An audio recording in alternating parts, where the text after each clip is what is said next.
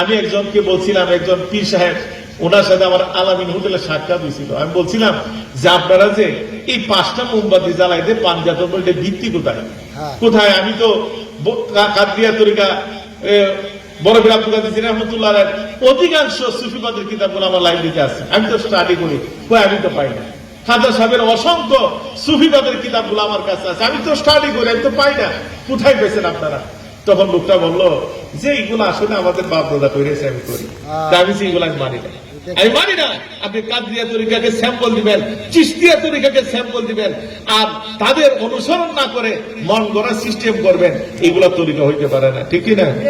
বড় বিষয় বলতেন করতে সকাল সন্ধ্যা জিকির, তারা বানাইছে সাপ্তাহিক জিকির। কিভাবে? একটা জলচকির মধ্যে 4 কোণাটা 4টা মোমবাতি, মধ্যে আর একটা মোমবাতি, 5টা মোমবাতি জ্বালায় বলে পাঞ্জাতনের মধ্যে আছে না? নাউজুবিল্লাহ নাউজুবিল্লাহ। কতটুকু বিয়াদব তারা!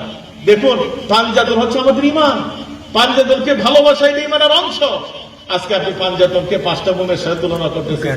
এই মোমগুলা তো আগুন দা পুড়তে পুড়তে একসময় শেষ হয়ে যায়, শেষ হয় না? পাঞ্জাতন কি শেষ হওয়ার বিষয়? শেষ হওয়ার বিষয় নয়।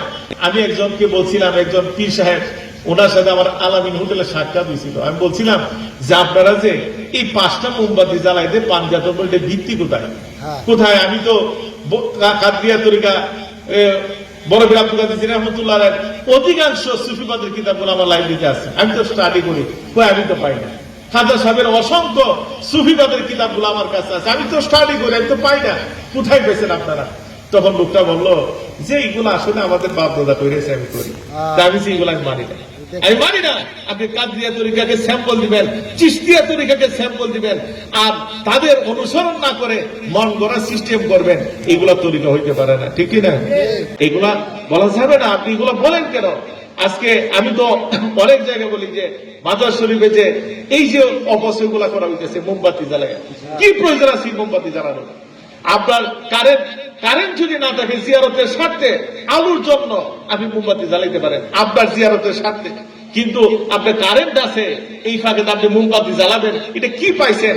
এগুলা শুধু কোনো বরকত নাই, কোনো ফায়দা নাই, এগুলা মন করা সিস্টেম, বরঞ্চ আপনি অপচয় করতেছেন, ঠিক না? এগুলো করা যাবে না, এগুলো আমরা পাই না, এগুলো মন করা সিস্টেম, এগুলো করবেন না। আমি আল্লাহর রাস্তায় বলি, যদি মনে চায় আউলিয়া কেরামদের মাজার শরীফের মধ্যে আতর ঢেলে দিবেন, আতর ঢালার একটা এভিডেন্স আছে, আতর ঢেলে দিবেন, আতর ঢেলে ঢেলে আসবেন, কিন্তু এই ধরনের অযথা মোমবাতি জ্বালানো আমি প্রয়োজন মনে করি না, প্রয়োজন মনে করি না। যেমন আজকে কি হচ্ছে দেখুন, বিভিন্ন ধরনের মানুষের না জানার কারণে এই আউলিয়া কেরামদের মার্কাজ গুলোর মধ্যে কি হচ্ছে, আজকে বিভিন্ন মাদ্রাসার মধ্যে সেজদা দেওয়া হয়। আজকে এগুলো করবেন কেন? আল্লাহ ছাড়া তো কারো কাছে মাথা নত করা যাবে না, সব শিরক।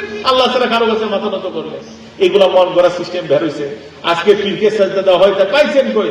আল্লাহ ছাড়া কারো কাছে মাথা নত করা যাবে না, এগুলো হচ্ছে অজ্ঞতা। গিয়ে খুঁজে দেখবে ওই সকল লোকরা জীবনে মাদ্রাসা বাড়িতে যায় না, মাদ্রাসা বাড়িতে যায় না। যদি মাদ্রাসা বাড়িতে যায় তো কোন হাদিস পড়তো, তাহলে এই অন্যায় কাজগুলো করতে পারতো না, তার মনের মধ্যে একটা ভয় তৈরি হইতো, ঠিক না? এই বিষয়গুলো খেয়াল করবেন। জেনা জেনা জায়গার মধ্যে যাওয়া যাবে না। হক্কানি আল্লাহ ওয়ালাদের সহমতে যান, আপনার ভাগ্য খুলে যাবে, আপনার আল্লাহ এবং আল্লাহর হাবিবের সাথে সম্পর্ক হয়ে যাবে এলমে তাসাউফের মাধ্যমে। তবে তরিকতের রিয়াজ ছাড়া, তরিকতের সাহিত্য সাধনা ছাড়া অন্তর কিন্তু পবিত্র হবে না। আজকে অন্তরটা পবিত্র করতে হইলে শুধু নামাজ পড়া অন্তর পবিত্র হয় না, অন্তর পবিত্র হইতে হইলে এলমে তাসাউফের এই জ্ঞান আপনার হাসিল করতে হবে।